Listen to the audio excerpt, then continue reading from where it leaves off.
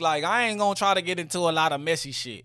Like, I just really want to talk the music. I really want to talk about what these artists is doing, what these artists is creating. You know, sometimes I can go on a long tangent. Sometimes I can talk a little bit long, but I feel like that Lotto album was needed to be dissected. And then what Drake did, of course, you know, that's a big ticket. That's a big title. That's a big headline. So, of course, we got to talk about that in enough time. But hood poet Polo G, I feel like he deserves some type of look. He deserves some type of listen because Polo G, I feel like he kind of been quiet for the last couple years. I haven't heard much from him. Like as far as big singles and big songs, I've heard him on some features. I've heard him do some Lucy's here and there, but like nothing that really just sounded good. Nothing that really just resonated with me. So to see him do this project Hood Poet, I don't think he really just marketed it a lot. I don't know if this is a mixtape because you know with these younger acts, you never know if they doing a mixtape. You never know if they doing an album. But I believe this was a good album, right? Especially for his fan base. I believe it's good for his fan base, but will it welcome new fans? I believe if you're a fan of Juice World, I believe if you're a fan of some of that emo rap, I think that genre can really catch your ear when you're listening to Polo G because he's getting a little bit more melodic and, you know, he's getting a little bit more whiny. He's crying a little bit more in his songs.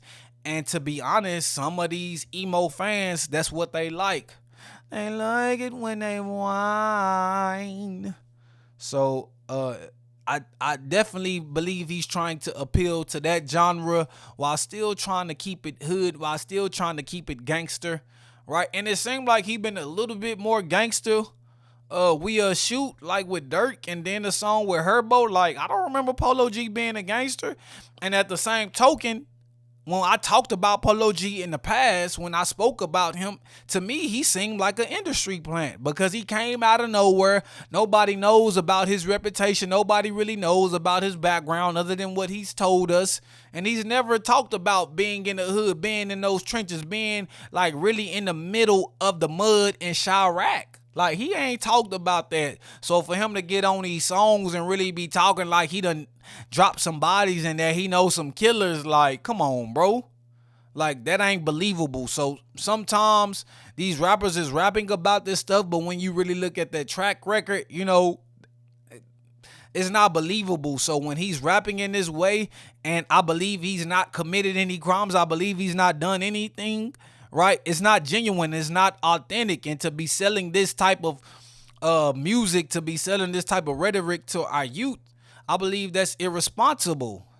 And I get it, you're a dark skinned man with dreadlocks coming from Chicago, Chirac, right? What else are they gonna expect from you? But we got Lupe. We had Juice World. We have Kanye. I believe you can stand out with your emo. I believe that's a lane you really should try to indulge in. That's a lane that you really should try to take in a little bit more because this gangster shit, bro, I don't really believe you, bro. You need more people like Dirk and Herbo co-signing you. That ain't gonna do nothing for me. You know what I'm saying? Because y'all probably underneath the same record label, right? UMG is the umbrella of so many labels. Like, no telling who's coercing these artists. No telling who's giving them the bag to, you know, co-sign this guy. So I don't know if this guy's authentic or not, but it just doesn't seem like that to me. So Polo G sometimes, like, he's not believable. But when he's talking about the pain and when he's getting his emo bag, I feel like he's doing something that's more real to him, that's more authentic to him. And he needs to stay with that. And that production was straight. It didn't really stand out. You know, he got the Bad Kids song with Glorilla. He got the song with Herbo. He had some straight production. He had some good songs, some good moments.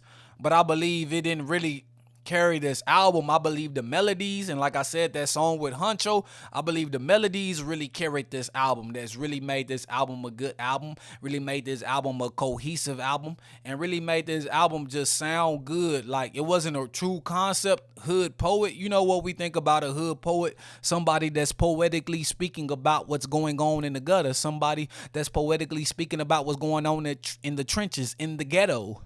But I don't know if Polo G is that spokesman that we need from the hood because his authenticity is in question to me. But what he did as far as musical from an artist standpoint, and what I've heard from him, previously, I believe the emo rap is starting to be more of his bag and starting to be more of his lane that he can go and expand his sound a little bit more and expand his audience. So the risk taking to me, it wasn't there as much, but the expansion, but the growth, but his ability to make these songs and continue to go there, I believe he capitalized on it. And